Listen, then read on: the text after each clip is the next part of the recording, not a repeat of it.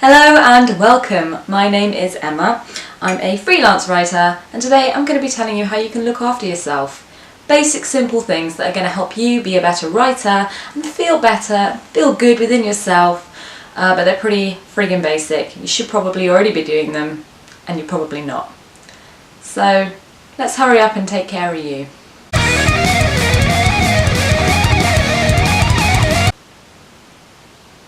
When you go freelance, you gain a lot of awesome things like ultimate freedom and ultimate revenue and exciting opportunities and the ability to work at home in slippers. But you do lose some things as well, like an HR team dedicated to making sure that you have excellent well-being at work and that you feel good and you have everything you need to get the job done properly and that you're taken care of. You don't have that anymore, you only have yourself. You are your own HR team. And I'm willing to bet that you are not that awesome at it.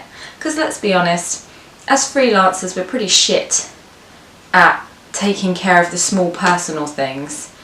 And as writers we're even more shit at it. So I'm just going to run through 5 really basic, really obvious things that you should be doing. They're going to help you with your work massively. They're going to help with your concentration. They're going to help you feel better. Your output's going to be better. And they're just basic things. I got the idea for this video from Rachael.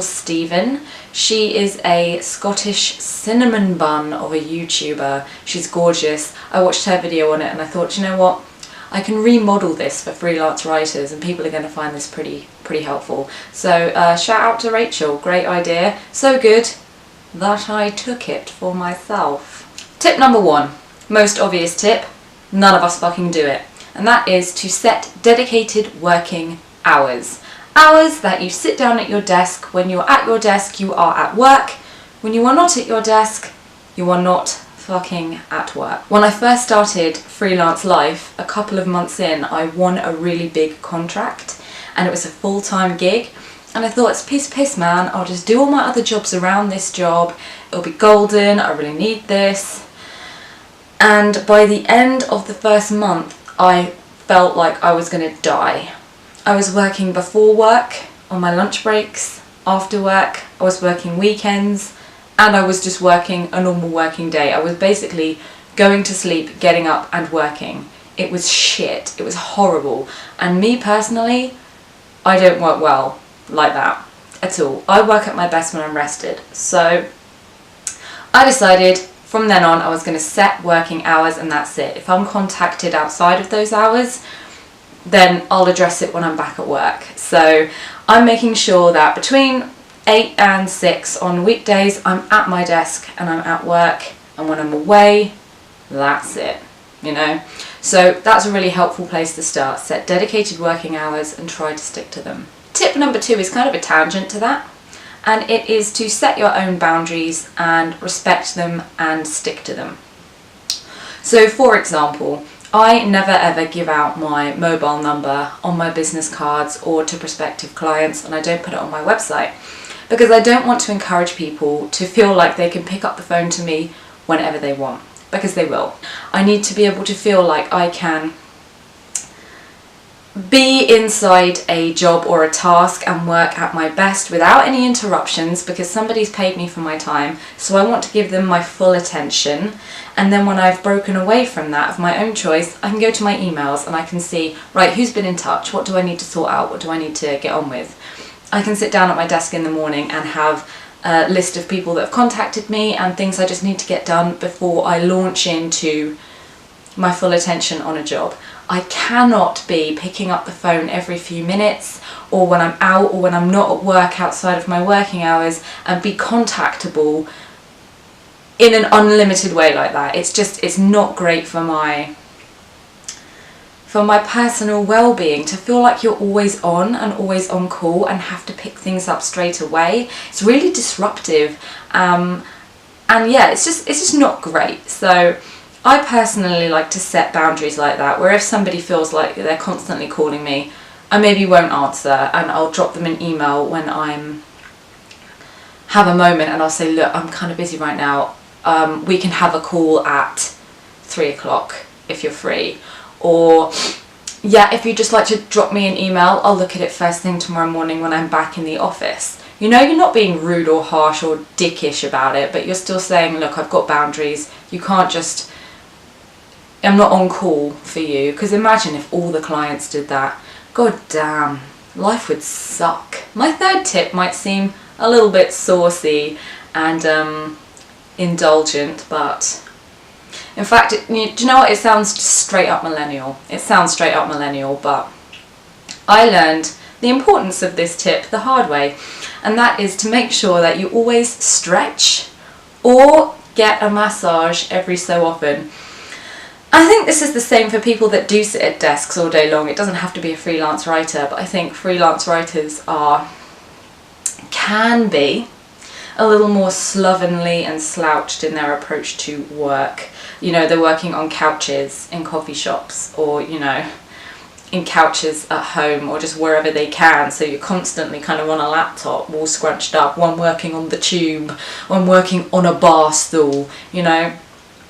I mean, we're kind of like keyboard nomads, and that shit takes its toll on your back and your neck and your fucking, just the whole shebang. I can link some videos below. I mean, let's not get wanky about this, but I mean, just stretching out your shoulders, neck and back, it can't hurt, can it? If you do just a little bit of that every day, or treat yourself to a massage every couple of months, you know, you can just take care of yourself and make sure that you feel comfortable when you're working, because let's face it, we do work everywhere. So maybe that's something to consider. If you're feeling a bit saucy and you fancy treating yourself, get a fucking massage, why not? Tell them I sent you. Tip number 4 is to take some creative time for yourself. As freelancers, we are effectively the sellswords of the writing world. Our pen belongs to whoever has the most coin to pay for it.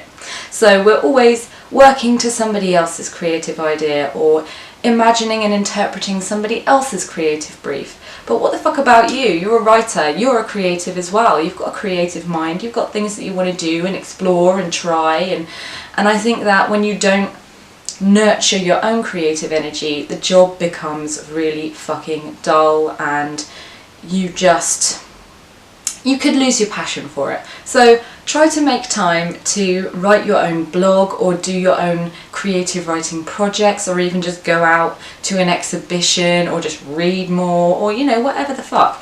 My final tip is one I've touched on before, down on my blog, which I will link for you in the bottom down there. But I think it's important that you take a holiday. There's a really toxic culture among entrepreneurs and startups and freelancers that basically tries to tell you that if you're not working all the time and working at your absolute hardest 24/7, that you're not hungry enough, and you just don't want it, and you don't want success, and all the most successful people never take breaks and they're always working. That's fucking bullshit. It's such incredible, phenomenal fucking bullshit that I'm actually planning to make an entire video on that, and how toxic it is and how fucking bullshit it is. Okay, because I built a business from the ground up and took myself out there and did things I never thought I would ever do, and I didn't fucking do that shit by working 24/7, burning myself out, feeling like there were no holidays or breaks or time off in my future. No. And anyone that thinks like that just better not come anywhere near my circle. I'm just gonna block you out like this. The holidays are fucking important. You need to recharge your batteries. You need something to look forward to. Why would you bother working so hard if you're not gonna use your earnings to take time to enjoy it and spend time with your family? It's not all about your work, it's not all about your business. You need to reconnect with the people that you love, go somewhere exciting, do something new. It's fine to take time off, and you fucking should take time off. As I said, I'll link a couple of blog posts I've done below on just how to kind of plan that out, because obviously as a freelancer it's not as easy as, you know, just putting time in a calendar and being like, goodbye! It takes a little bit more planning in terms of revenue and just giving your clients plenty of notice, and also, again, respecting your boundaries. When they get in touch and it's an emergency, I need you to just be like, I'm on holiday, you knew I was going on holiday, I'm pretty sure this can wait. Boop! So yeah, take holidays. Even if it's just bank holidays, just take fucking bank holidays. Take time off at Easter or Christmas or whatever the fuck.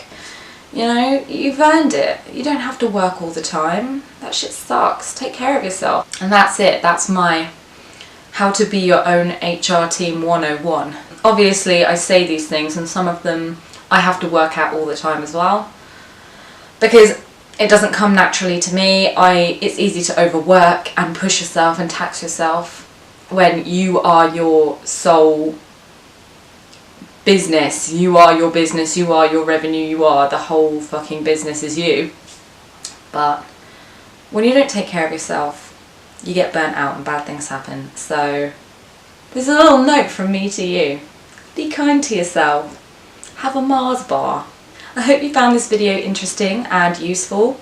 If you did, you can drop me a comment below or find me on Twitter at @EJCownley. And if you've got any of your own tips or just basically self-care things that you struggle with as a freelancer, just let me know. Call me out below and let's figure it out together. It'll be interesting to hear what you think.